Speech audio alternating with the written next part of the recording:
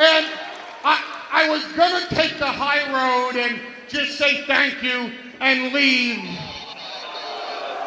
Don't take the high road, Paul. But I have something to say to you!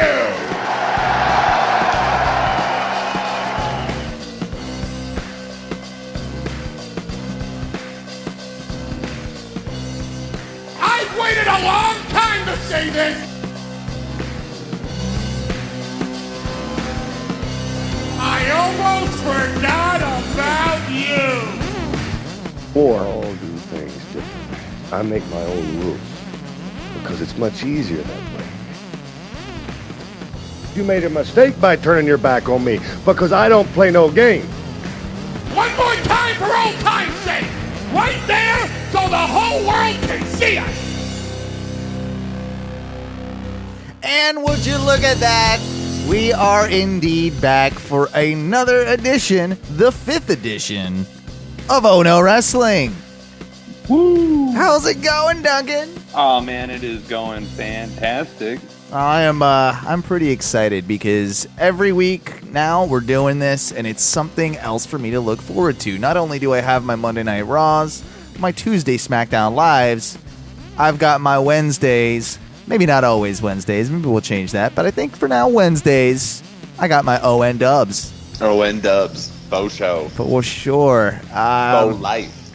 Things been going good for you on your end of the world in Denver there, bud? Things have been going fantastic. Every time I watch Raw or SmackDown, they remind me that in just a few short weeks, I will be attending Raw and SmackDown live here in the Mile High City. Hell yeah. Very excited about that. Always, dude. Always. And beyond that you will even be getting married. But hey, come on. Like that's besides the point. Like, well, yeah, I mean, like it's just like that's definitely like a second to one. Yeah, well that's a second to Raw and SmackDown, and then that's also a clear third, for WrestleMania in Orlando next year. I mean, weddings. I mean, let's be honest. I would be going to WrestleMania in Orlando next year, whether I was getting married in October or not. This is exactly the point. And now it just is like, hey, we don't have a registry, so give us money for WrestleMania. No, totally. And that's what is pretty cool about what you're doing. It's like, hey, by the way, for your gifts and stuff, like we've got a WrestleMania fund over here if you want to donate to it. Yeah, like we don't have a registry because I don't need any more shit other than the shit that I already accumulate on a regular fucking basis. That you're gonna accumulate whether or not you're getting married, so it doesn't matter. Yeah, exactly. Why not donate to a once in a lifetime experience and going to WrestleMania? Yeah. Don't buy me a toaster. I got one. Got one. It's cool. It makes toast. It's great. That's right. Bringing up, though, things that definitely involve not only your wedding, but WrestleMania. I was going to go into something kind of interesting and wanted your perspective on. And that is the topic of licensed and unlicensed merch. Oh. And the reason I bring it up, and I know you will be happy to share in a second why it definitely fits with you and your wedding, but I know you will be interested to hear that Teresa bought a shirt, and I'm very happy that she wanted a wrestling shirt. She wanted a Nakamura shirt. Okay. All right, but she did not like any of the designs that the WWE shop had to offer. Okay. And, because they've really only they've got 3 Nakamura designs. I own one that's really cool. You have that, is it the Rob Schomburg or whatever? It's the artist, whatever his name is, that does those like specialty designs. Like I've got one of those in gray. And she really wanted one of those, but as a women's cut shirt.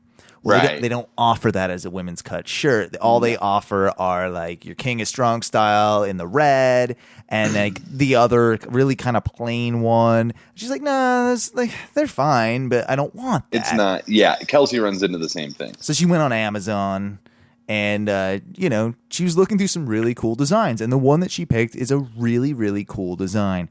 But I will say, as soon as I opened it, like she just gave me the scissors. She's like, "Hey, I opened this package that came in the mail," and then like she half figured what it was, but you never know. Right. I'm like, "Oh, it's a shirt," and so she picks it out. I'm like, as soon as I saw it as it came out of the package, I'm like, that ain't no WWE merch. That ain't no quality. Well, that ain't all no. right. There's just the quality was immediately not there. Do you know what I'm saying? Yeah, but also you got to ask yourself now, was it the Amazon store for the Shinsuke Nakamura Pro Wrestling Tees account? I'd have to look. I'm not sure exactly where it came from. Because honestly, like, yeah, I think that, like, unlicensed merch, man, like... Well, there's a problem with it because, like we've talked about, it does nothing to help the wrestler, really, you know, in the sense with the company. Like, you want to show the WWE that you like this person and you want to see more of them, so you're going to buy their merch because, like, I think they judge a lot of stuff off that, right? No, they totally do. That's a big part of it. Merch sales have ever since merch became a thing, merch sales have driven, like, the placement of that superstar. No, totally. So, yeah, like, if that's why Cena is still as big as he is. That's why Reigns is never been really dropped. That's right. That's why he continues to flourish. That's a number of guys. Why AJ's gotten the push that he has, because the sales have been there. I mean, it's a big part of it. Like, they don't just base it on merchandise, but it is a big part of it. And the superstars also get a kick of their merchandise. I think they get a pretty, like, fair kick too, don't they? Like, that's I don't know. Like, I'm not even going to pretend to assume that I do. I don't either. But I've heard like rumors of, like, maybe it's just with the bigger guys, like your Cenas. I mean, like, you hear like Ric Flair, and you hear about what his merchandise statements used to be like. They used to be like 16 pages thick. Right. So. But yeah, merchandise is a really big thing. Now, ProWrestlingTees.com, cheap plug. No.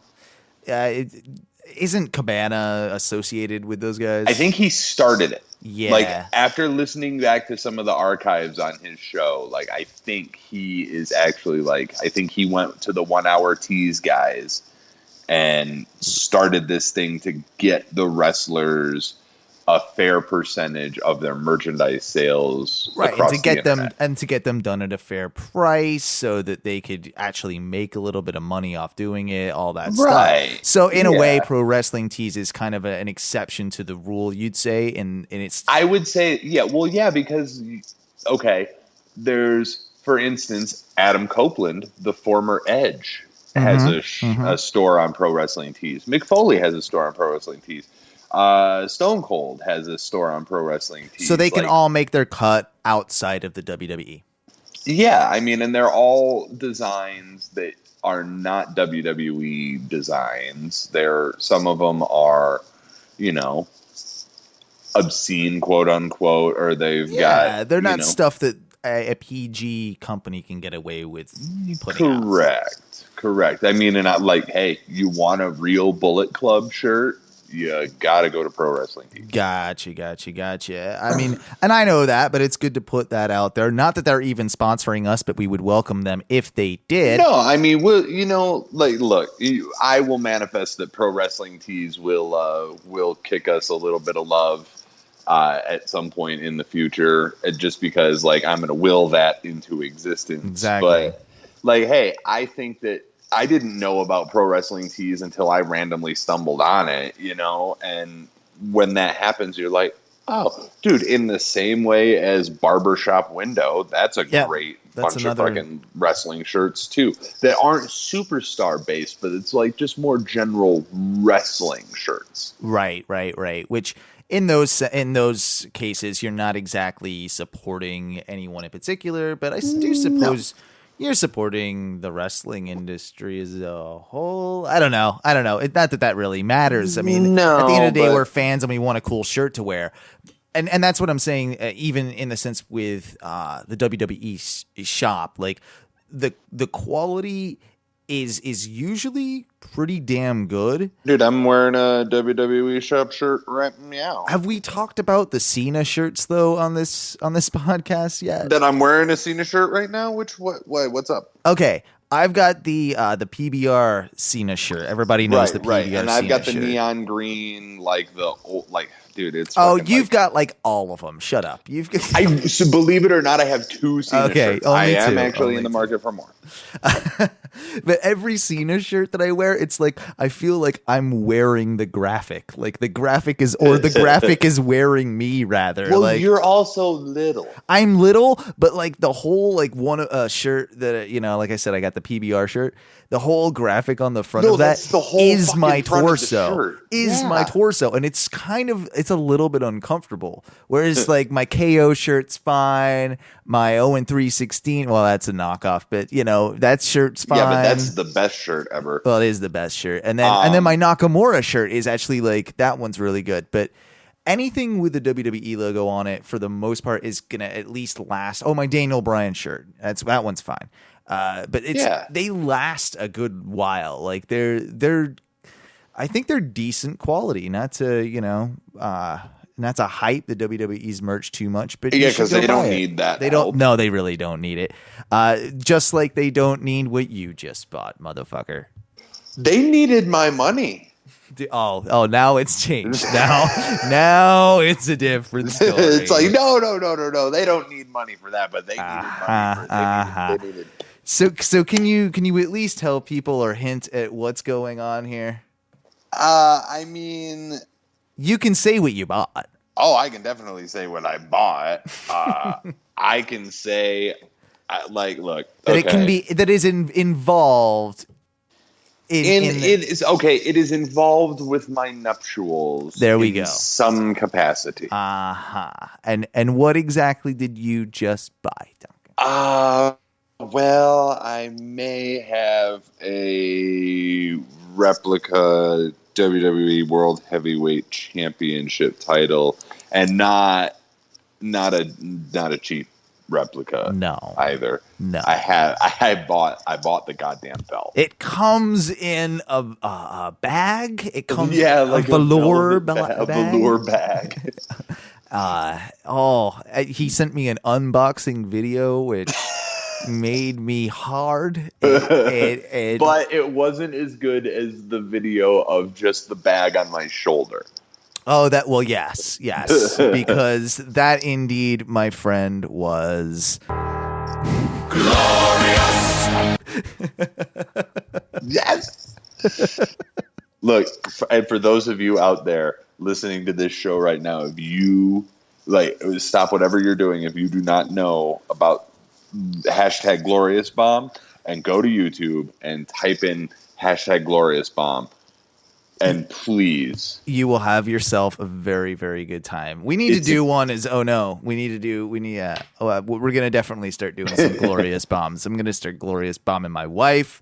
I'm gonna start glorious bombing you, even over the phone somehow. I'm gonna find a way. I mean, you did it to me last week. I did. think that you might have to glorious bomb the studio. Ooh, yes. I do have a musical guest in on our companion show, which, by the way, is Ono Radio Show. So if you're an Ono wrestling fan and like a little bit of what me and Duncan do, minus the wrestling. Minus most of the wrestling. Yeah, minus most of the wrestling. We have a radio show here as well, and you can check that out at onoradioshow.com. But yeah, I'll get all of our friends, our co-hosts, and everything. I'll blast them with a glorious bomb. That's actually a really good idea. That being said, has the belt number one that you bought? Has it been taken off? Have you fucked in it yet? And are you wearing it currently, or is it on your shoulder? I have to shower. A. Oh, okay. Shark Week. B. And C. It's on my lap because it's holding my notes for the show. Okay. Gotcha. And I'm kind of petting it a little bit and like finger banging the stones on it. I want to. I want to tell our audience how you were analyzing Dean's championship last night on SmackDown. And I really got to stretch my leather a little bit. I got to work. I got to work this thing in. I gotta get it. I gotta make this bitch mine. Yeah. Oh, I've already made it mine. I just got to bring it in a little bit more. That being said, Duncan, do you want to hop into the week's events? Yeah, we might as well. well just get right the hell into it. And we start with the opening Lana and Rusev on Raw, just demanding an apology from Roman. Demanding. Oh, that was good. Oh, they were angry, and Rusev, Ruru, he was not happy that he was disrespected at all. No, not even a little bit. Very upset with this. To which Mick and Stephanie both were not amused at his shenanigans. Shenanigans. If you will. How dare you take over Raw, sir? This is not your place. And now, I will say, did a good job because I was just like, God damn you, Rusev. I'm like, I want to watch Raw. Yeah. Get the fuck off my TV. But at the same time, I'm just like, this is excellent heel work. I'm glad you pointed that out. And it's something that needs to be pointed out, I think, to some people, because I'm not sure everyone's on Ruru's side. Like, a lot of people, like, I don't think like Rusev and don't like having him on their screens. And I think it's because they associate him with being a bit like Sheamus. Like, he's got like, maybe by, of course, association with League of Nations, but just not that alone. Like, he's just kind of there. Like, he's just kind of there and always going to be a bad guy. Maybe it's a bit of a one-dimensional thing. But I think Rusev has the ability to do a ton of stuff. And he's good, obviously, at being a very, very unlikable anti-American heel. Right. But I also think, I agree with you. I think Rusev has the capability. Like, dude, he could be a babyface if he had to be, or if the situation called for it. Rusev can be funny. That's the thing. That's the thing. Is funny equals face. Like, that's like, and yeah, you can be a funny heel, but like, ultimately, if you make that arena laugh at you. Or at your opponent because of something you said. You can twist it down the road and you can be a face. You're so good. Yeah, you're good. Exactly. So anyway, then Roman comes out, obviously, and blah, blah, blah, Dude, blah, and blah. he was not bad on the mic. It wasn't great, but no, he wasn't You bad. hate Roman. So I do. You're instinctively going to be like, yeah, I'm approaching it objectively. Because, like, I've gone through this, like, arc of, like, I liked Roman, then I hated Roman, and now I'm indifferent to Roman, and I just want to see what happens.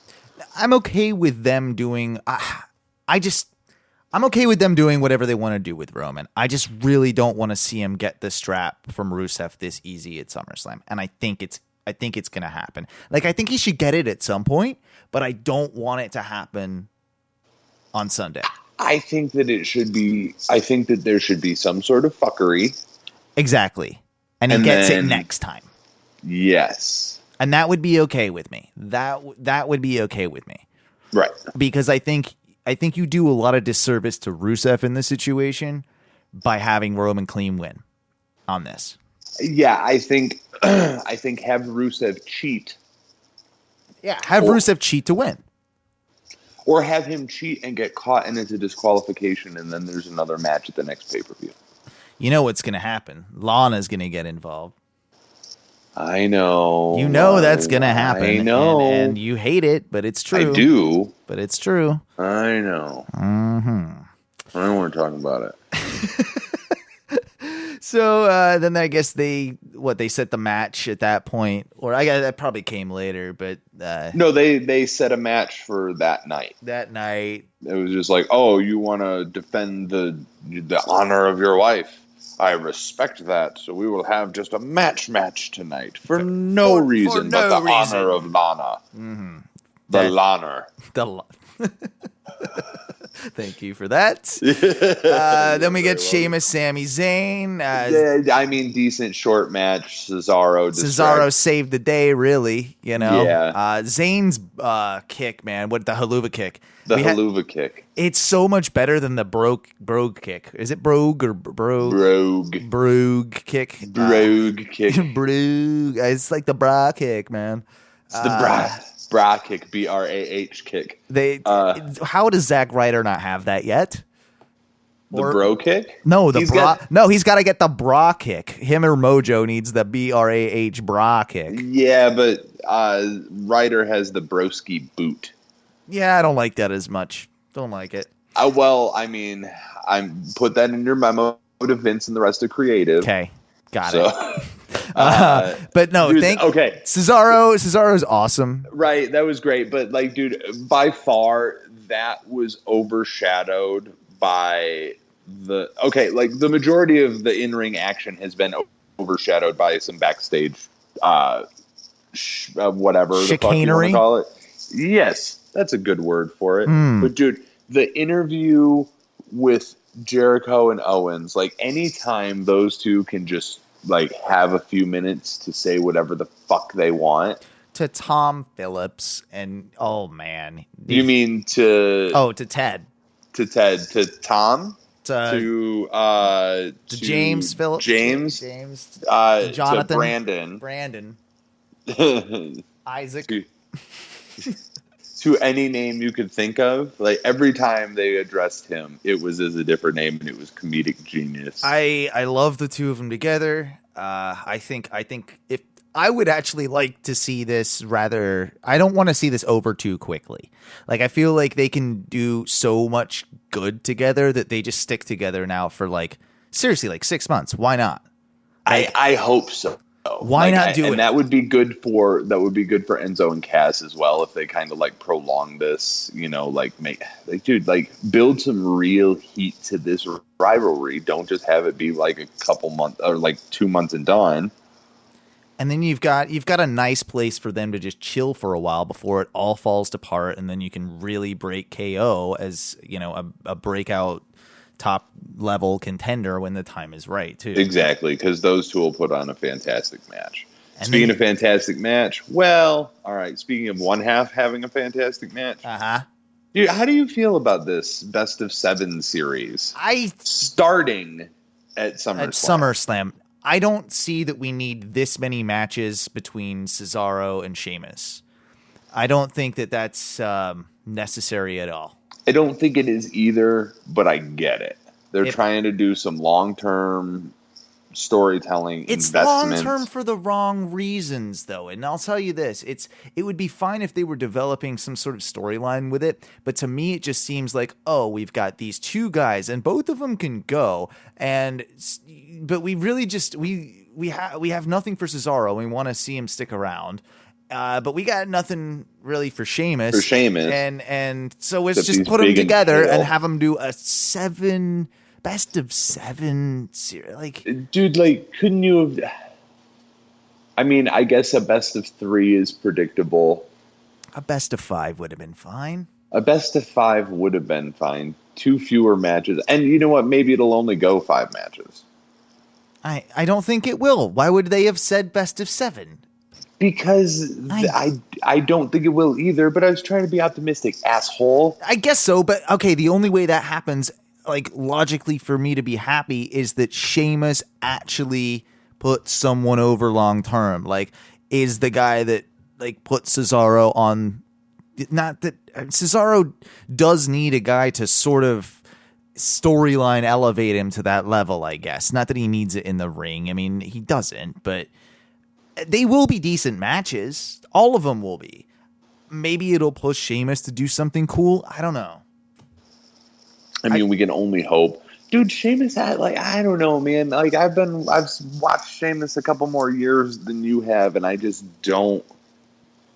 He doesn't do anything for me. I'm like, he doesn't do anything for me either, man. No, I know, but I'm just saying, like, he hasn't done anything for me ever. I thought they've tried and tried. Yeah. Have they ever done, I mean, this is just speaking out of ignorance and people will yell at me, but have they ever done like serious, like funny face Sheamus? Like maybe, like probably, maybe. Dude, I don't know. Like, that? look, if people want to yell at us, they can yell at us, but nobody is fucking interacting with us. So yeah, tell us. I've heard certain interviews and seen certain like behind the scenes things with him, and he doesn't seem like he's a stick in the mud. Like, he seems like he can have a. I feel like I know he's been a baby face. Yeah, but it was probably like a weird baby. It wasn't like a. Sheamus doesn't do anything that's not weird. It was a baby face without any sort of personality, probably, you know? Nah, dude, like he's never been. I don't know. At least nothing I've seen has grabbed me in that way. Anyway. I do want to talk a little bit, moving on a little bit with Raw, about Bubba and the possibility, because obviously they were against the New Day. No surprise, obviously New Day wins that match. Right, through another Devon fuck up. Like, do you think they're doing that? I mean, we talked about it last week a bit, I think, but I mean, I guess I would rather them do it now, a few weeks after the draft, than do it during the draft, than like split up the Dudley Boys during the, you know? Right. So now on the Raw exclusive pay-per-views, we get for the pre-show, instead of a Dudleys versus the Usos or whatever other team, we get the Dudleys against each other, and then we're done, right? I mean, now we got pre-show booked for the next 6 months. Yeah, except that the Usos will be on there just to bother you. Aren't they SmackDown? For no other reason. They're SmackDown, bro. Dude, it doesn't matter. They'll be on everything to bother you. Well, they'll find a way to put a Samoan in there just to bother me for sure. I mean, well, they've got a Samoan on there that's going to bother you. Oh, well, they don't have to really try, do they? Nope, they sure don't. Man, I love the Doctors. I knew you were gonna say that, man. See, okay, I love the Doctors. I thought this second segment was a little weak, though. Like the second green screen of the club doing the Doctors thing wasn't as good as the first. Just because, like, come on. I mean, it was like, you know what? Like, made me go, was just no, you're wrong. No, the first part was great, but I was just like, like they could have hit that home run a little further. Do you know what I mean? Like, I didn't dislike it, but I didn't really like the Nads joke on the microwave. Like it was the, I don't know. On the microwave, I enjoyed that. And there's a Nads button. Why? Because that I don't know. Why not? Why not? Why would they say any of that shit that they were saying? No, you're right. I did enjoy it. It was cool to see, a little bit more of that, them pumping that up. And the question has to be asked at this point because I think you do it the club a huge disservice now if you don't give them the belts. Like, I think if I got to put money on it right now, the club are winning the belts at SummerSlam, right? I agree, because, I mean, New Day even mentioned that SummerSlam was where they won the belt, and I feel like, I didn't. Yeah. I heard them say that, but I didn't really pick up on that. That's a good point. Yeah, and I feel like, well, then it's like, then I think the club takes the belt at SummerSlam, and the way that whole interaction ended too. Yeah, it left me feeling like, it's because it was the whole Francesca thing. They were gonna get Gallows' nuts, wasn't it? Or was it Anderson's? I can't remember. It was Anderson's nuts, and then Gallows pulled him out of the ring at the last second.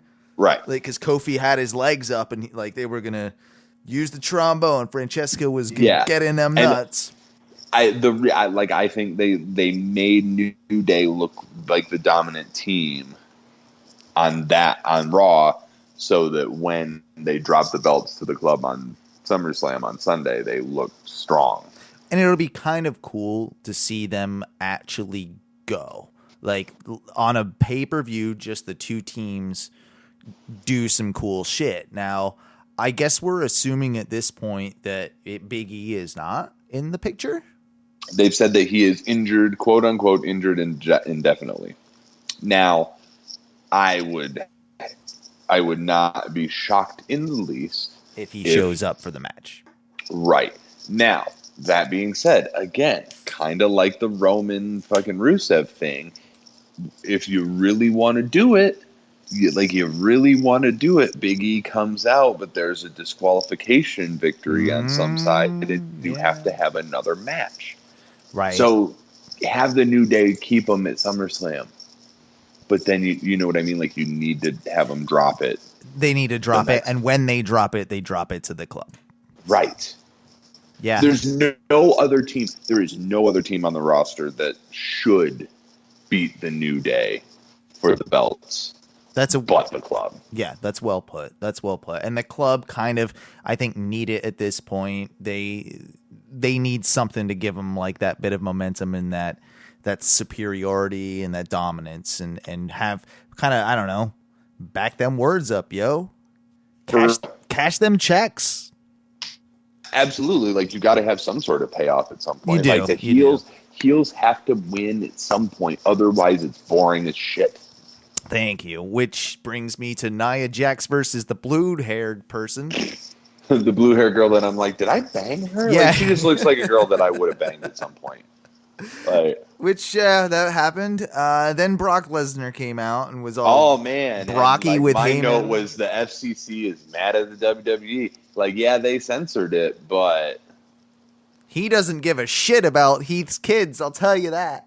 Or, you know what he really doesn't give a shit about? Heath's above ground pool. Oh, he definitely does not. He would not go near Heath's Brock Lesnar's dick would pierce the side of an above ground pool. He would pick that above ground pool up and he would empty like the it. baby gorilla he fucking is. He would empty it over Heath Slater's kids and just leave all 7 of them. All 7 of them, and he'd empty it all and then he'd put the whole thing on top of them, and then he'd throw Heath Slater over into his above ground pool while it's upside down and his kids are underneath. He would F5 them and he would F5 through the top of them onto his kids. That is exactly what would happen. Yeah. That is what Brock Lesnar does. Yep. That is exactly.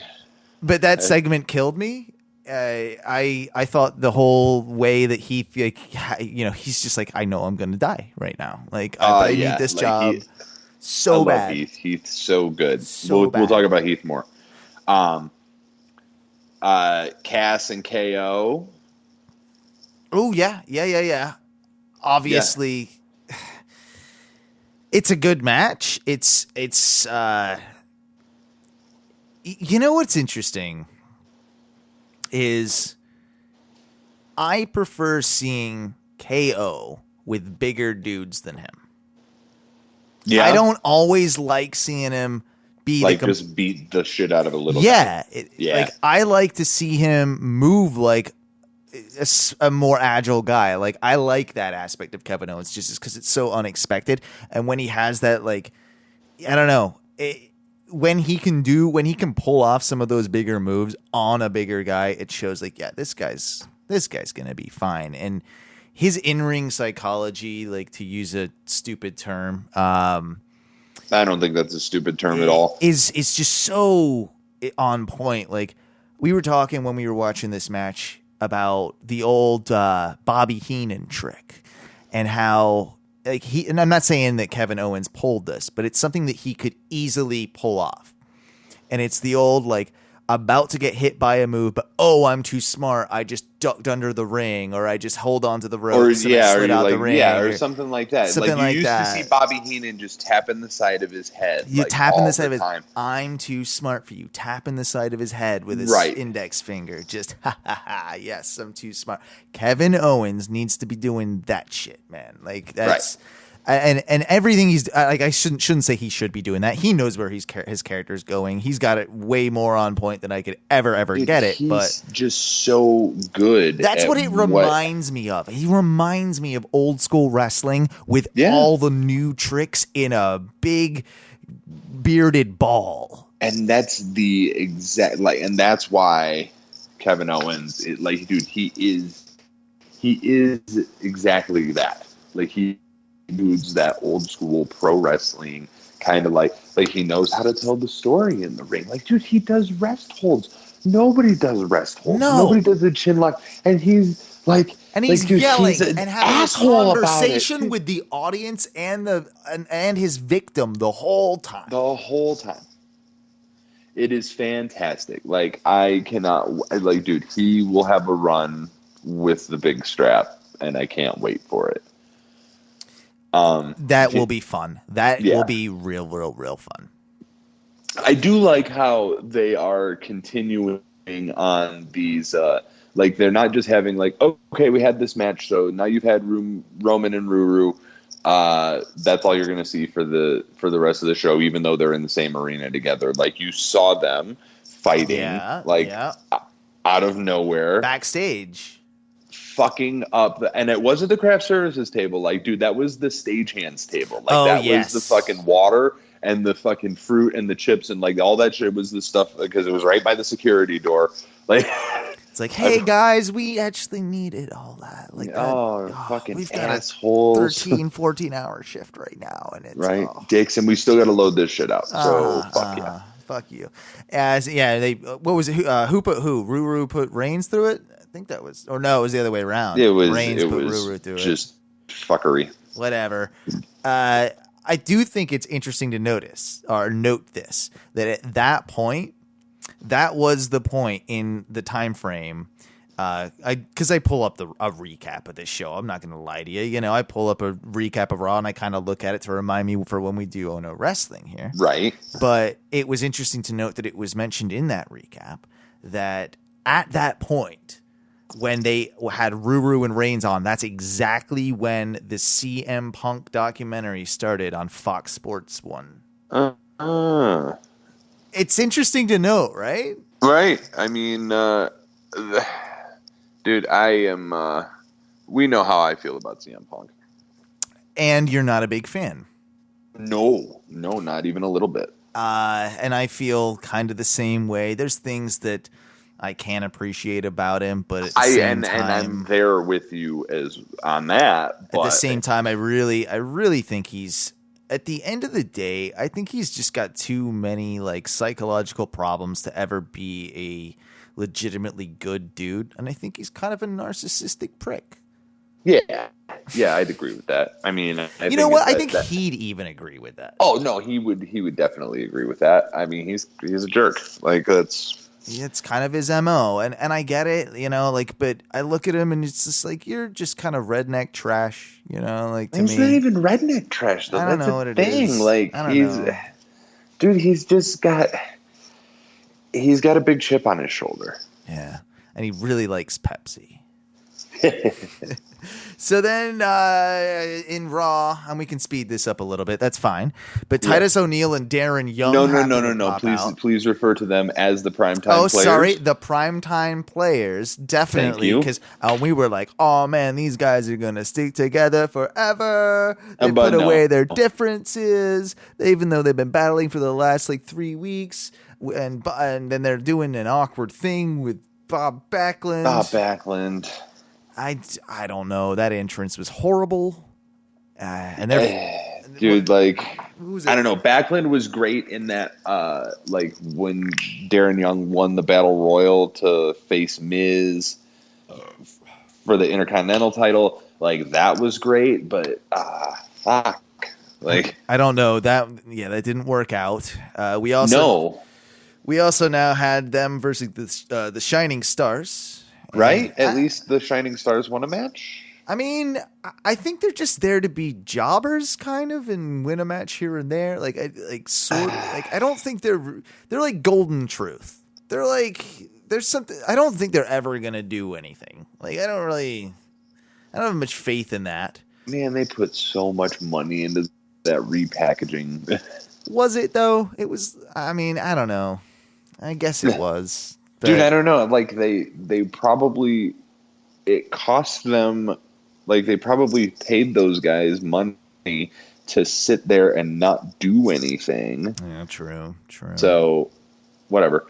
But moving on with that, though, the actual match, there was a fallout between Titus and Darren Young.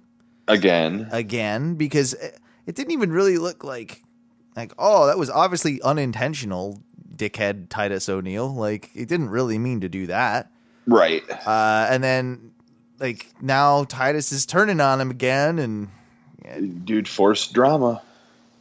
I don't like that they were, like, not friends the last time we saw them, and they were all of a sudden friends. And then, like, all of a sudden not friends again. Like, what made them turn friends again for like a minute and a half? They showed something about it, and it was like something that happened backstage at the. It was very, very. I don't No, know. it was thin. Like Yeah. it was a real thin. It was a stretch. But does that mean that they're going to turn Titus heel then? I don't know, but he would be much better as a heel. I think it's smarter to turn Titus a heel than it is to turn Darren Young a heel. Yeah, like they again wasted a bunch of money on the make Darren Young great again thing. Like make Darren Young still be the babyface, and fucking then have Titus go heel. You think Backlund can take a power bomb, a sit down power bomb? Dude, I don't. Of course he can. He's Bob Backlund. All right, fair enough. My bad. Whoa, Mr. Bob. I'm sorry. You know he would. I know he would. I mean, he's gonna die doing one day, but he will. That's. I mean, I kind of want to see it. Yeah, it's fine. Neville versus Jinder Mahal, the jobber. Yeah, he's a jobber, right? Like we're not gonna see Jinder. I don't think he's gonna be like he. I mean, look, he's been in WWE before. Like they should put him in a feud with some of the newer guys. Like let him put some of the new kids over. Like that, he's gonna be a mid carder. Yeah, he's gonna be a mid carder. He's gonna be a mid carder. Lower mid probably mid-carder. Lower mid carder. Yeah. I think we need to skip ahead a little bit because honestly, what did you think of them pulling that veil off? Before SummerSlam, of obviously Seth's been looking for the Demon King all night. And I think that since they decided that was how they were going to open Raw, was with Seth standing outside the arena going, I'm going to find the Demon King today. Yeah, we didn't even mention that. Sorry. Well, no, but and then they showed him throughout the night, like looking around and calling out the demon. Like, I think that it would have been, you couldn't not do it at that point. My friend brought up that it sounds too much like Demon Kane. Or when Seth was saying it, and he it's actually a decent point that there were probably some people a little bit confused about that. I'm sure. And a lot of people are asking, was it too soon? Should they have just saved it for SummerSlam? I mean, probably, but I think they should have just teased it and not done the whole entrance. Like they should have done like an appearance in the ring, or I don't know. Yeah, I know, but again, you can put that in your memo to creative. I'll do it. I mean, I personally I really liked the level that they took the Demon King makeup to, though. Oh, it looked sick, dude. Dude, it was better than any of the NXT ones I've ever seen. Yeah, he's not doing that shit himself anymore. He's getting paid. Or and I mean, dude, I don't think he was doing that shit himself for a while either. Right. He was having local airbrush artists come and do it, but no, WWE does not fuck around. And when he was going after him and the lights were still kind of just the whole that mouth, those teeth coming at you. I mean, it looked like a monster. If you really look at it, and even the way he holds him sometimes, it looks like that it's just chomping down on him, and it's such a clever usage of that gimmick, of that whole being, and then you've got he didn't do his back like that much, the way he had it. Yeah.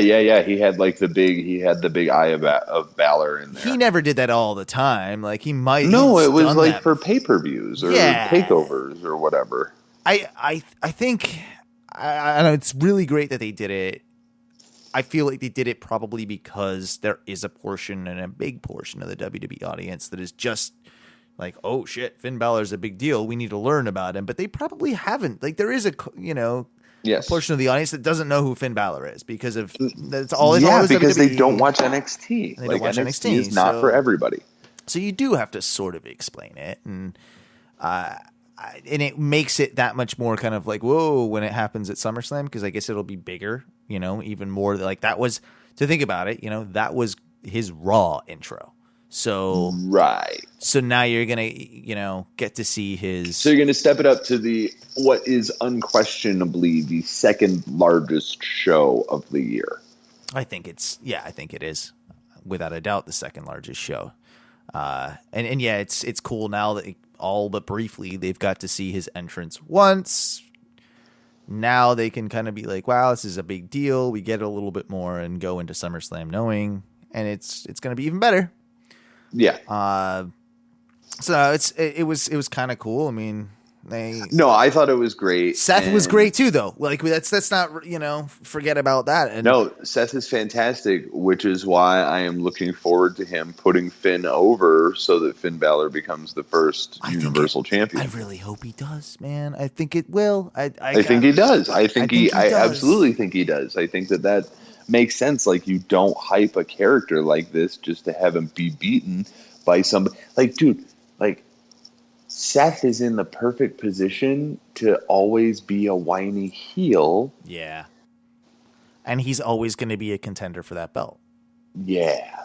Yeah, and you're absolutely right.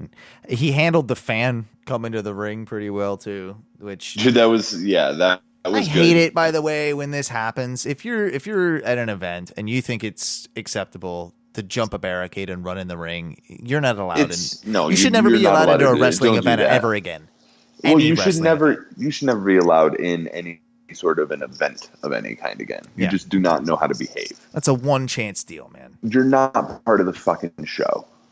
You're watching the show. You're part of the goddamn audience. So you're not going to run on the court during a fucking Magic game or a Nuggets game for those of you listening in Colorado. Mm-hmm. But you're like that's not going to happen. So you're not a part. Dude, do you remember a couple of years ago, the dude that was dressed like one of the Shield that came out and fucking stood on, dude, it was ridiculous. Dude, yeah. It's the same way that the streakers used to be back in the 70s and the 80s. At least that's sort of funny, and they always get taken down by the cops. This is just always annoying. It's not even always annoying. Yeah, nah, never not annoying. We'll fly through the rest of the three. The club again. They beat Doctors. Yeah, the doctors. Carl Anderson and Gallows. They beat the R-Truth and Goldust. Golden Truth. Yeah, Golden Truth. Sorry. Surprise, surprise. There, we got a little. That was when the actual trombone incident happened. Then we got Charlotte, Alicia Fox. We got Charlotte. I love this. Will Dana turn? Will anyone care? Will anyone care if Dana turns? I will not. No one cares, but they probably will do it eventually. There's seeds of that planted. And then, of course, in the final main event, Rusev, Roman Reigns. Reigns won, which we all knew would probably happen. Right. And part of me wants to think because Reigns won this one that maybe he doesn't get screwed out of the next one. Man, come on.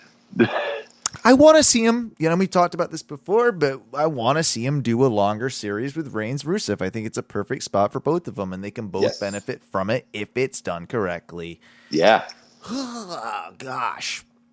Yeah, it took us that long to get through Raw, so we need to fly through some SmackDown, and boy, oh boy, we don't even need to talk about Heath with the fruit basket. We don't even need to talk about Miz TV, but we do, because now we got Angry Dolph and Ambrose, bro. Yeah, I liked Angry Dolph. Did you? I can give two shits if Dolph is angry or Dolph is fucking you don't sweet like on anything. Summer Rae. I could give a fuck what's happening with Dolph dude, Ziggler. Okay, the way I'm kind of looking at it, Zigzag rip-off artist, man. That's all he is. He's never done an original thing in his life. Dude, nobody's done an original thing in wrestling since 1975. Whatever, man. Have you seen that Razor's Edge that fucking Roman Reigns does? Dude, I don't know. I feel like this is probably Dolph's last run towards the top. Yeah. Do you think they do it, though? Do you think they really fuck with Dean that hard? No. I can't see it, man. I don't think... No. I think... Come on. Even for a month. Come on.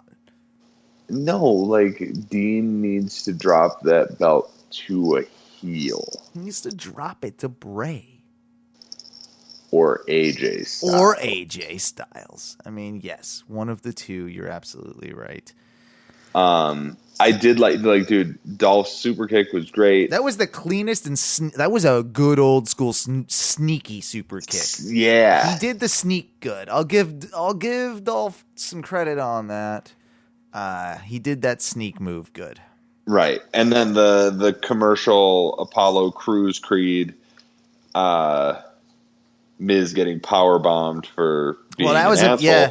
I heard apparently that happened off air. No, they showed it. They showed because I was sort of at this point like, oh man, I gotta have a smoke. That was super kick was so crazy. So I might when it came back from commercial, they were just like, oh, and by the way, during the commercial, this happened. Yeah. That's awesome. Yeah, because Daniel Bryan did, or someone did, like 2 weeks before. I think it was Daniel Bryan. Oh no, it was JBL. It was JBL that did it. That made the same mistake. So they need to go back and they need to start. Apollo Crews needs to start power bombing. apologizing. This is give him that name. That's a great name for a move. The Apologizer. Apologizer.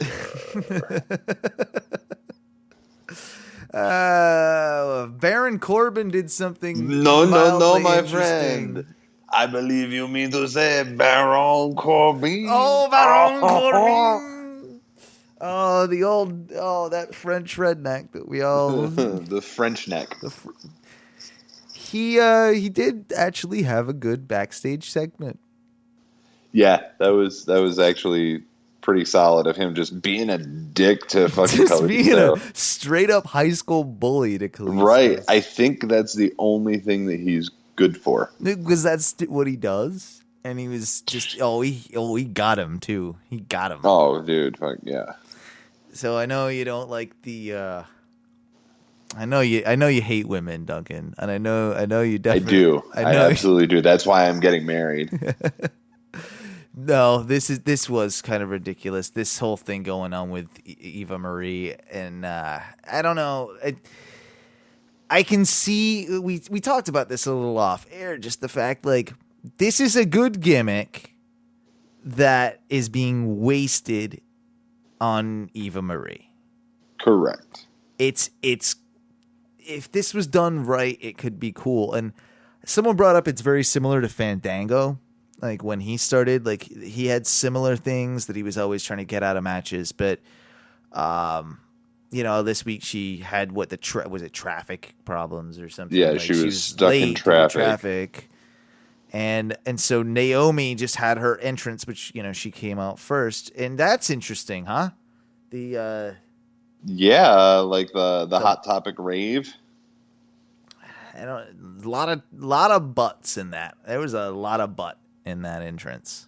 Yeah. Yeah, it was a lot of twerkins. There was a lot of twerkins. Uh-huh. Then there's definitely a lot of black lights. A lot of black lights. There was a lot of UV going on. That's for damn sure. Yeah. AJ was great though on the show.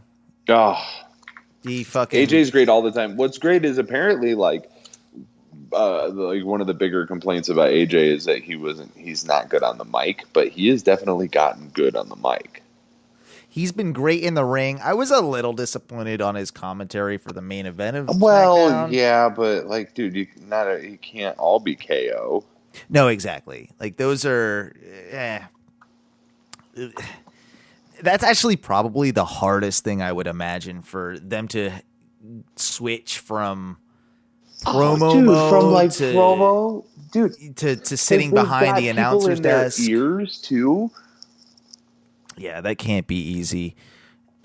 It's interesting we say that though, because honestly, there wasn't a lot of really interesting stuff on SmackDown. We had the Heath Slater, Randy Orton thing, and okay, cool. Heath did Right. technically win the match and did get the contract. But then Heath's Shane- great, but it's Randy Orton, and who cares? Like, you know what's going to happen. Well, right, but then Shane took the contract away at the end. Too, See, so I don't know. I missed that originally, and someone Yeah. had to explain that to me. I'm like, oh fuck, that sucks. Like, just like that was the perfect way to just end it. Like, okay, so Heath's on SmackDown, we're done. Like, Right, exactly. I don't know that this needs to go on forever, but No, I did like the tease of the Wyatt split, or of at least of Bray like making Rowan earn. he's gonna have to earn the right to be a Wyatt. He's gonna, because Yeah. Rowan lost to Ambrose and he didn't do very well in the whole match. Honestly, Rowan's not great, is he? You know, He's really not. He's really not good in the Can ring. we get Luke Harper back? Yeah, he was always the guy, obviously, with the Wyatts that. Next to Bray, he's the best. Like the two of them would be great as like a tag champs thing, or just they need to do something more with the Wyatts. It's kind of sad, Right. because it's such a good character if it goes to waste. But it's kind of interesting to see maybe like him putting Rowan in his place, or just doing something different with that gimmick. Whether they split or not, I don't know that the Wyatts ever split. I don't think they do either. Like I think that even if they're separate, there's still always that like weird whatever the fuck between them. I also thought like I think that SmackDown with the women that they've pulled from NXT has done. Like, I think they might have a good crop, especially with the ones that were in. So you had Becky, Carmella, Alexa Bliss, and Natalya. Yeah, Like I feel like I don't like Carmella. she's okay in the ring. Like she is. She is better on the ring than she is on the mic, and she is better away from Cass and Enzo. And I definitely think she was poisoning Enzo and Cass, and I'm glad to see her away from it. Like in the NXT days, she was basically what she is, and kind of still is, female Enzo. Like she is that, she's with the Princess 5 mixed in or whatever. And right. She isn't that good on the mic yet, but no, I think she can get there. I think she can get there. And that's why I'm not doubting her either. Like you pointed out that Alexa Bliss plays a fantastic cunt. She's so good. She is so good at just being. Oh, she's nasty. Oh, you would. I would also. Oh, very. Dude, it was, very and awful the thing. best part was like she just fucking like what her move got kicked out of, and she just looked down and got all sad. She was like, "Really?" And fucking just started. I was like, "Yes." No, she's got her character down. I want to give Eva Marie a shot, man. Like I know part of the whole thing is that maybe they're just waiting. Maybe they'll keep doing this for like 6 months until she learns to wrestle. And then and then she'll surprise everyone. Who knows? But we can only hope. But until that time, I don't know. It's like when she finally wrestles, it's probably going to be awful. So, I think you have to just sort of always hint around it, but she becomes almost a valet to the women, like, or something like that. I don't know how you do it, but yeah, I don't know how you do it either. But she definitely. I've seen her in the ring, and she's god awful. Oh, for sure. She's hurting some, and that has to be part of the reason, right? That they're doing something with this, like that she is that bad. So we're gonna maybe even like not have her wrestle. Yeah. No, like that's one of the things is like she is just a terrible botcher. She'll hurt herself or someone else. Yes. Anyway, we have to then at least talk about the goddamn main event on SmackDown. and then we'll briefly run through the news before we get out perfectly. of here. It does actually segue perfectly. So yeah, we had you had Cena and Del Rio. Not the first time they've been in the ring together, so that's good. Solid match from both. You said it looked like Del Rio was holding back his kicks. There was a couple of times, like even Teresa said it. She's like, "Oh, they're totally not even close to hitting each other." There was a few occasions, like Del Rio went for one in particular. Both of that John Cena almost. You know the old Randy Orton clip where he like falls back for no reason, like on a move that never connected at all. I think that was Batista. It might have been. You're right. But either way, Cena had one, and I don't know. Cena has them once in a while, and Del Rio, it looked like he was going for that quick pullback to like. You've also got the face of the company. I can see Del Rio not wanting to really hurt John Cena because that's going to come down against him. Like that has to be a thought that goes through your head, right? No, it has to be. As Del Rio, that goes through your head. I don't want to fuck up the face that runs the place. So like he wants to make his stuff look stiff to a degree, but he definitely doesn't want to hurt Cena. And there was like maybe a bit on each side. Like there was that once or twice, like, man, that move did not connect or work at all for me. And it just go back and watch it. Like there's a couple of angles that really, they'll edit it out now. Like, but WWE. I DVR it. So yeah, DVR. If you go back and watch it again, there's a couple of occasions in the match where Del Rio goes for like what is supposed to be a really strong kick and doesn't connect at all, and John Cena goes back. I know I'm nitpicking here, but it plays into like what we're going to talk about later as well, and that's why I think it's kind of interesting. But right, no, totally. I thought that the overall decent match, pulled kicks aside or whatever. The end was great. Like I love as soon as I love as soon as the bell rang, AJ is like, okay, like he's like, excuse me, put his headset down and like got up and fucking like nailed Cena with the phenomenal forearm. That was fantastic. Cut some more heel promos. Like, dude, he's good at being a heel. Like, he's really good at being a heel. He's really owned it. I will say the phenomenal forearm is my least favorite AJ move. Yeah. Yeah, I wish it wasn't the forearm somehow. Like it just doesn't work for me. I wish it was something a little stronger. I wish he did it with a kick or something like. Yeah, but I mean, at least it's not a finisher. No, it isn't, and the styles. But the styles clash makes up for it tenfold. So the styles clash, or even the calf crusher, because that's a really good submission. I mean, he does awesome stuff throughout all of his matches. I think he does cooler stuff through a lot of his matches that could be that move. That aren't the phenomenal forearm. Identifiable. No, whatever. Yeah, and he can do it all over the place, dude. And he could do it from like across the ring. Is the real thing. The craziest part is that, of course, like he did that, and then he's talking in Cena's face, and he went for the clash, and Cena, being the Superman that he is, had been playing a little possum. Was he? Was he playing a little possum? I think maybe I think maybe he might have been. He played the old trickety trick, and then he tried to get him in the AA there. And then there was some Cena got a little ragey. Cena, I was surprised. He did.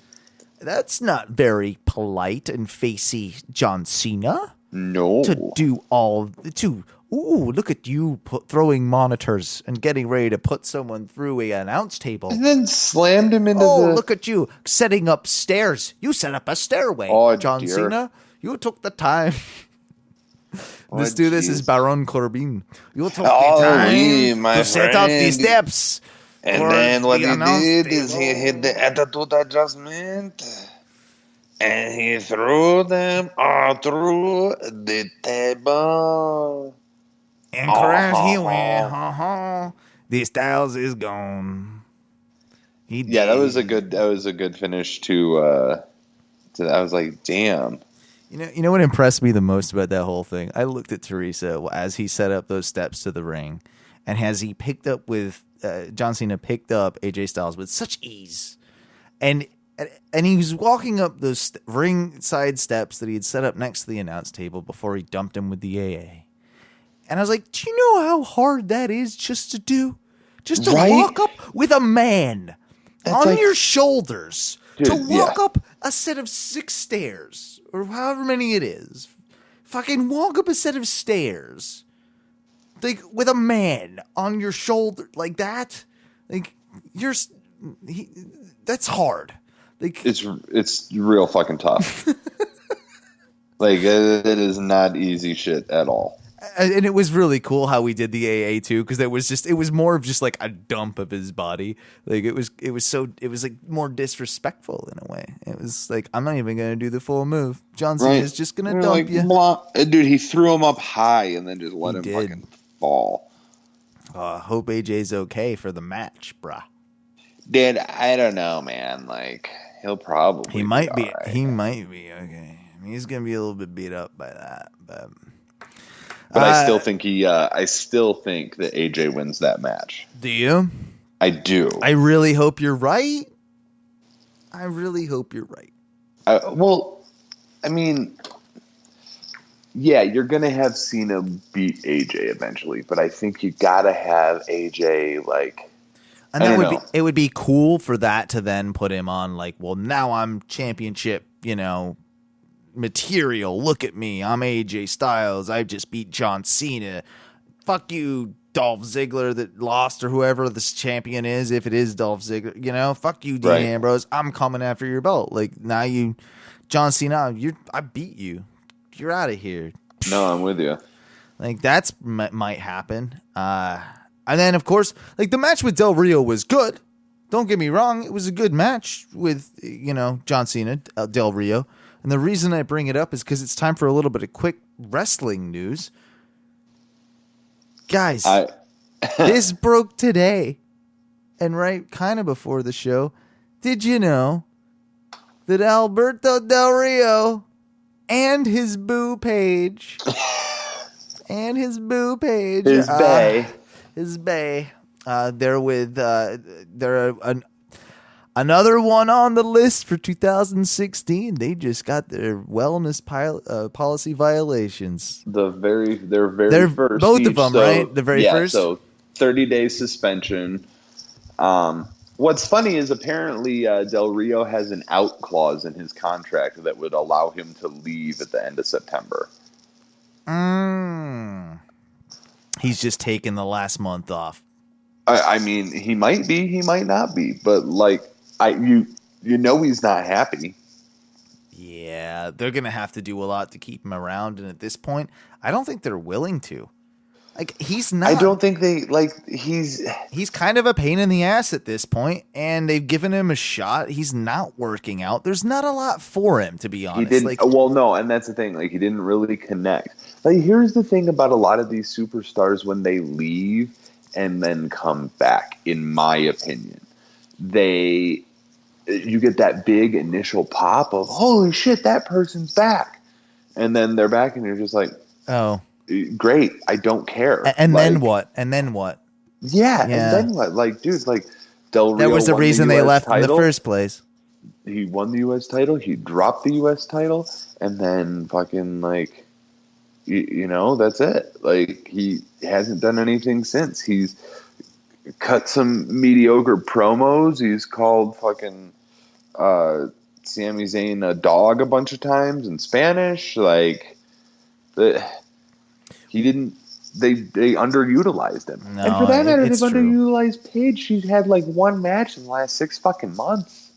She's also been like, there's been stuff coming out that she does have some legitimate like injuries that are going on. Yeah, like, she's like Daniel Bryan status. Well, no, yeah, like I've heard stuff about like nerve damage and shit. Like, she's had like her arm going numb now. Yeah, whether that's a work or not, I hope not. But I have a little bit of faith that I would that hope would it's not a work be and not accurate. No, yeah, exactly. I guess you're right in that sense. But I hope they wouldn't use it like that, or I don't know.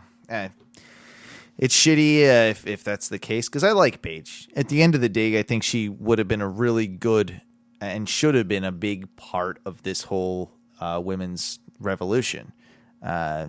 She should have been there in more prominence from the beginning because she should be doing a lot of those matches that Natty's in. You know, like why is Paige I not agree. there? But well, if you think back, like when the whole quote unquote Divas Revolution started, Paige was the one who kind of started it, and then all the other girls just pushed her to the wayside. You know what I mean? Like she was the one that had the feud with the Bellas to begin with. Yep. So, well, I don't know. What do you make of this news that broke about Conor McGregor, the UFC star, talking some more shit, man, against pro wrestling? Man. Like I think talking about works, if we're going to use that term. Yeah, I think he's just doing it to sell tickets. He's got a fight coming up, obviously. He's doing it to get interest. And you know what? Like, I think at the end of the day, Conor McGregor could come into the WWE at some point. Now we can talk about that a little more at length, maybe another time or briefly after this. But he says some shit about your dude, bro. Oh no, I know. I read it and I'm just like, man, like in an interview, he's like, "What's the he's man talking guy? shit about John Cena?" Yeah. He's 40. He's 40 years of age. He's walking around in a luminous orange t-shirt and a headband talking about how nobody can see him. We can see him right there. He's a big, fat 40-year-old Phil, Mr. Olympia motherfucker. You know, the funny thing is that John Cena can, John Cena would break Conor McGregor in half, just like pure strength. Okay, so I got in this. I didn't get in this argument yet because I was holding off on talking to you about this. Because you know it's coming. But I know it's coming because a friend of mine posted about how awesome, like how brutal this, McGregor whatever fight, whoever he's fighting is gonna happen, like Nate Diaz. Saturday, and Diaz, and I'm like, John Cena will beat him up. John Cena's. No, I said something like John Cena is gonna beat him up first or something like that. I was just being playful, honestly.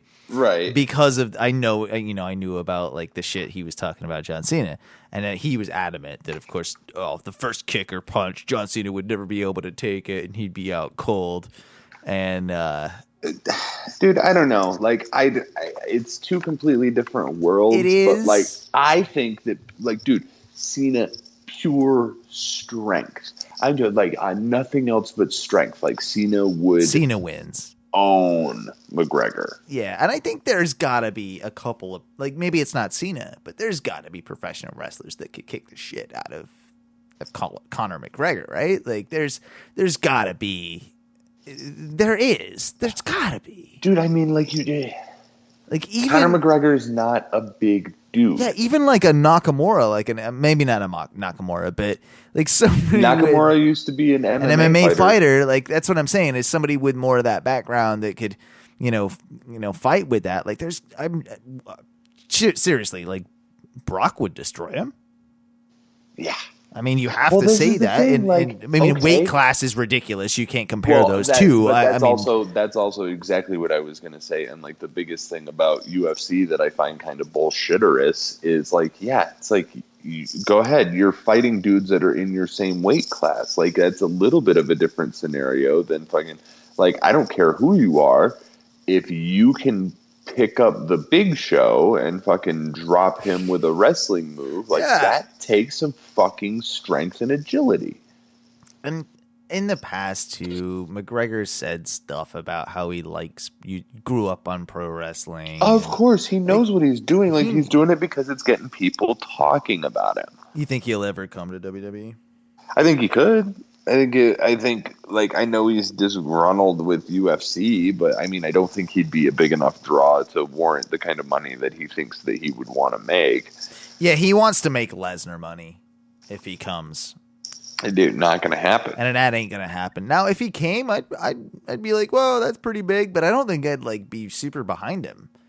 Because you know what? No. There's guys that do what you do now, but wrestling, talking on the mic. I know he's a good, promoter of a fight and all this stuff, but I don't know. Like It's these I guys do think- that for a living. So Well, join the. and not only that, but it's like I don't imagine that a whole lot of hardcore UFC fans are too looking forward to Punk having his match or his fight, Yeah. whatever.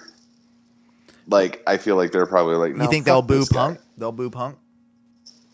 I hope they UFC do. fans. Yeah. I hope they do. I don't know. I could see that going either way. I could too. That's the like I'm Boo torn. Punk. I want him to boo Punk. Actually, boo this man. Actually, though, if he were to win that fight, he might actually get a little bit of respect from me. But He might. I probably Who still knows? won't respect him. I still won't respect him. But I mean, I still wouldn't fuck with him on the street anyway. I wouldn't fuck with most people. But yeah, just well, saying. right. That's the thing. Is like I won't fuck with most people. Fuck you, goddamn CM Punk. You suck. We don't like you. Fuck you, Phil. We do want to just mention that, or I do, that Shawn Michaels might be in Orlando a lot more, so that's exciting. I know that's great. You got to look out for the lazy eye. Yeah, he's becoming the new finishing coach for NXT. So I think that's good, man. Like that could be a cool role for him. Oh, absolutely. Just kind of, I don't know, being that guy that can add that little 2 cents. Like Shawn is that guy that could do that for a lot of people. So you're gonna see a little more, just I think finessing of the end, NXT character maybe before it comes to WWE. Maybe that's. I think maybe I think it's really just kind of like helping them really hone down into what your character is. You have your core character, and then once you have your core character, you can expand on it and you can do other things, but you always have that to come back to. Yeah, develop the core. Exactly. Do we want to talk about TNA and Corgan? I don't really. I don't. I guess there's stuff happening in TNA. We gotta, and thank you for this. We got a Ono Wrestling scoop in our Facebook group.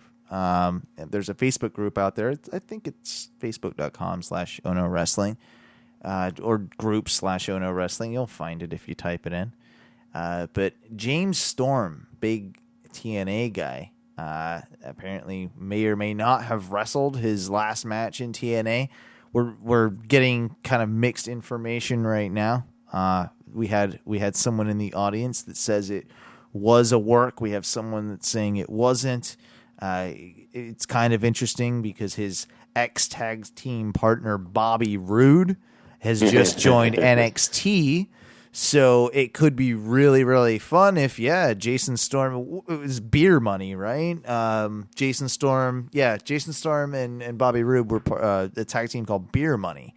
And since NXT has just debuted Bobby Roode, what if this is another guy, formerly TNA coming over to NXT? Who knows?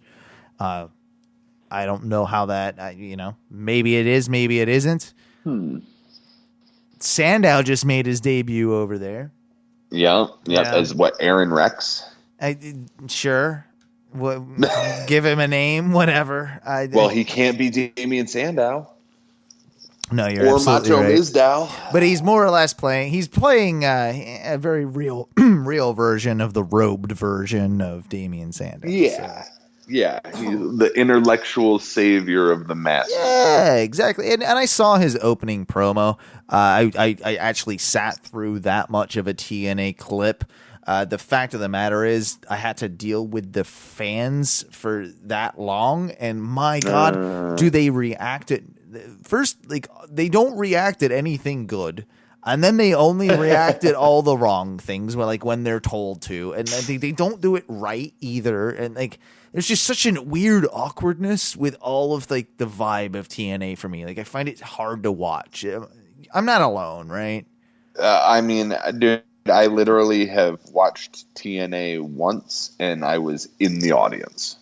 Yeah, I've got a friend that's trying to convince me because it's here in town to go check one out, but. Dude, I went. I'll give it a shot. I hate that fucking ring, that six-sided bullshit. Oh no, see, that's I would never go watch the six-sided bullshit. No, Go back. I went when it was no. Fuck, It's called a squared fuck circle that. for a reason, dumbass. It's called you fucking take your ass to NXT. Yeah, no, I have, yeah, and exactly, like, why go try and get in and watch? I mean, yeah, it's free, but NXT is also cheap. You just got to try and get a ticket. So I guess that's kind of it. I don't know if you've got anything else before we run out of here, Duncan. I mean, I don't. I'm I'm just prepared for sleeping with this belt while my soon-to-be wife is away in Florida. Aw. You're bummed, aren't you? I am a little bit, but I mean, in the same way that you get bummed when your wife leaves, you're like, God damn it! Like, No, it happens. Like well, you get bummed, and then you're also just like, I don't have anybody to talk to. Fucking like, so we'll end up doing like 10 7 shows. Yeah, exactly. We'll do 7 shows. Like, you'll be calling me while I'm at work. Like, hey man, you home yet? Like, can we do a wrestling are you podcast? like, did you quit your job? Because have you told the factory to fuck off? Have you told them Duncan says fuck off? I'm pretty excited that I've got a song already picked out for our outro here. Ooh. Oh yeah, you're gonna hate it. It's one of the ones that you heard on SmackDown last night. Oh boy! And while we're listening to it, we'll get out of here, ladies and gentlemen. This has been another edition of Oh No Wrestling. Let me turn my black light on. Yeah, turn your black light on. We're listening to Naomi's theme song as we get out of here. We've all got our black lights on. Definitely check us out at ohnowrestling.com. Check us out on Facebook. Check us out on all the ways that social media works. We're on there. It's pretty simple. Except Pinterest. Yeah, everything except Pinterest. Wait, are we doing spaces? No, space? Oh no, wrestling, all one word. Oh no, wrestling, all one word. Just do that. Also check out Oh No Radio Show when that thing comes on tomorrow. But Duncan, I think we're out for the night, buddy. I think we are. I think we're both gonna throw in the towel, tap out. I think we're tapping out for the evening. Got to. Baron Corbin says goodbye. We'll see you next week.